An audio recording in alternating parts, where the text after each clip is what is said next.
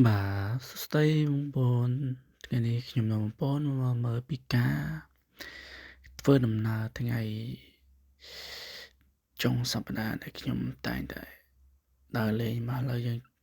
មកកន្លែងចំណតរថភ្លើងបាទហើយក៏យើងកំពុងតែចាំជិះរថភ្លើងទៅផ្សារបាទឥឡូវនេះខ្ញុំដោយសារថ្ងៃនេះគឺមិនសូវមានមនុស្សទេបាទព្រោះពេលវេលាវារៀងព្រឹកដែរបាទហើយពេលនេះខ្ញុំកំពុងតែរង់ចាំរថភ្លើងហើយឆ្លៀតពេលថតទេសភាពក៏ដូចជាសកម្មភាពក្នុងប្រទេសកូរ៉េបងប្អូនទស្សនាបាននៅខាងនោះរថភ្លើងមកបាទតែរថភ្លើងនេះគឺមកនៅខាងគេទេបាទ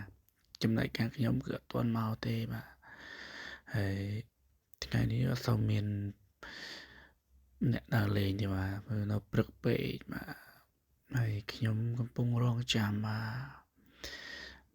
ទឥឡូវនេះរថភ្លើងខ្ញុំកំពុងរង់ចាំបានមកដល់ហើយបាទហើយយើងរង់ចាំឲ្យរថភ្លើងឈប់និង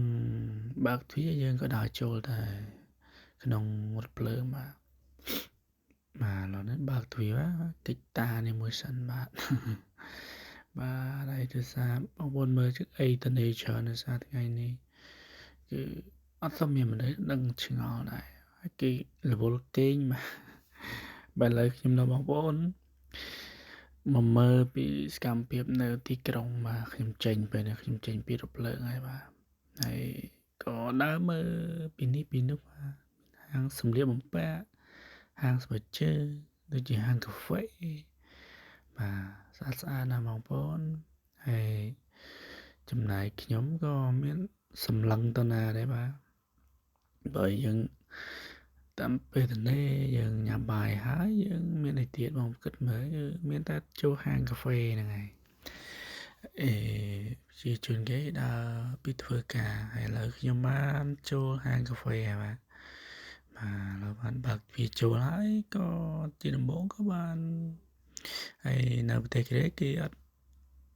គេមានម៉ាស៊ីនខាងម៉ាស៊ីន AI ទេបាទយើងអត់ចេះកូរ៉េក៏បានដែរសំខាន់làយើងអត់ចេះចុចឥឡូវនេះខ្ញុំចុចរើមុខងារហើយខ្ញុំយក Vanilla Latte បាទខ្ញុំយក Vanilla Latte ហើយខ្ញុំក៏ចុចរបៀបទូទាត់សាច់ប្រាក់បាទមានតម្លៃ 6000 ជា 7000 4000 ជាងតម្លៃតាមដែលយើងចង់បាទមានកាហ្វេក្តៅកាហ្វេទឹកកកបាទឥឡូវនេះខ្ញុំកំពុងតែវាយលេខទូរស័ព្ទដើម្បីយើងបញ្ចូលហើយទុកមកយើងនឹងដាក់កាតបាទលេខនេះរៀងរ៉ាក់រ៉ួលបន្តិចដោយសារតែខ្ញុំខានចូលយូរដែរបាទឥឡូវម្ដងទៀតគឺបាទពេលនេះបានហើយបាទលោតហើយ